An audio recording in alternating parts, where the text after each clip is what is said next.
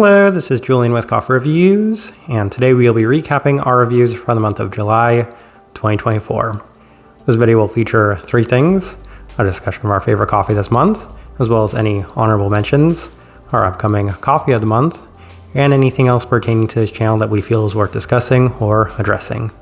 So let's go ahead and get started with our honorable mentions, and as always, these are in order of when we reviewed them on this channel. And first up, we have the Ngisenare, the natural processed Ethiopia from Moonwake Coffee Roasters out of San Jose, California. And this coffee does give us an opportunity to discuss two things, the first of which being natural processed Ethiopian coffees, as I've actually been very happy with a lot of recent releases in that realm specifically.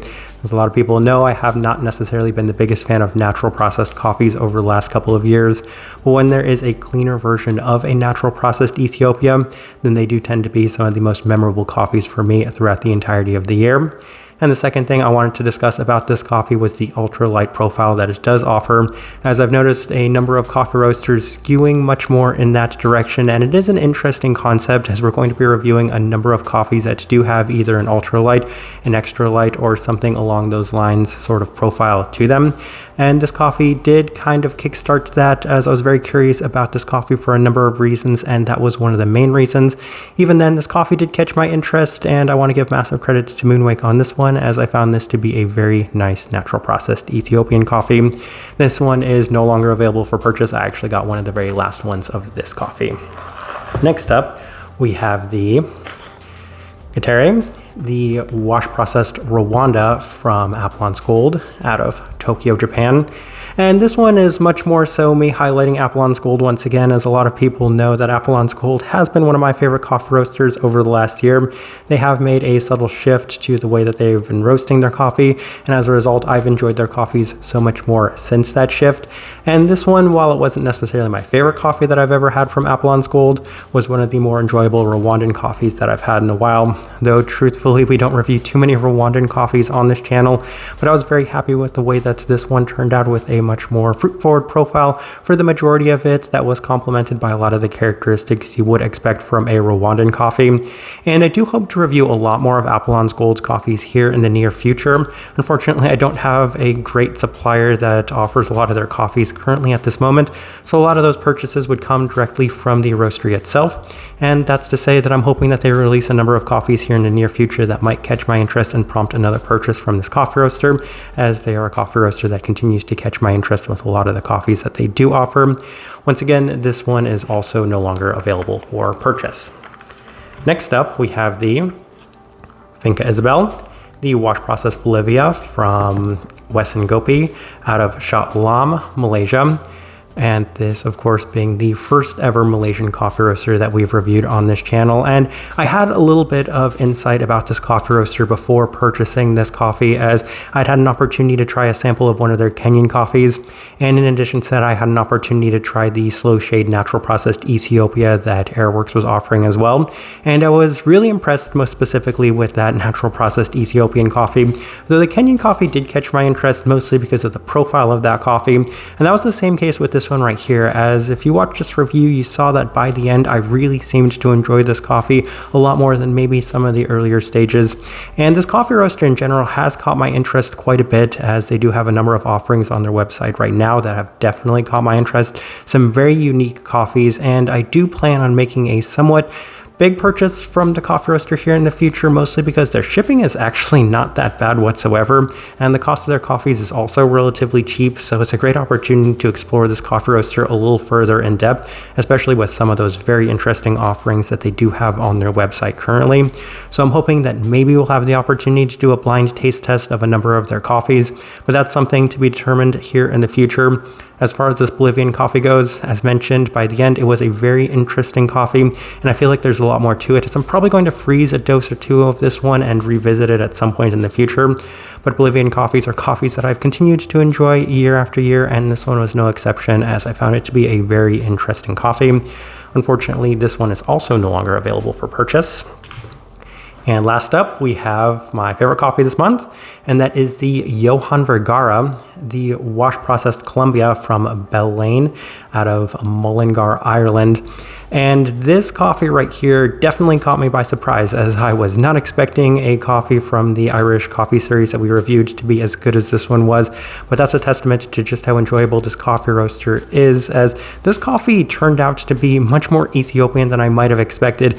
I honestly can't recall any Pink Bourbon coffee I've had in the past that has been as good as this one, as this was such a coffee that stood out so much that it ended up being one of the most memorable Colombian coffees we reviewed over the last couple of years, maybe with the exception of some of those experimental Diego Bermudez coffees.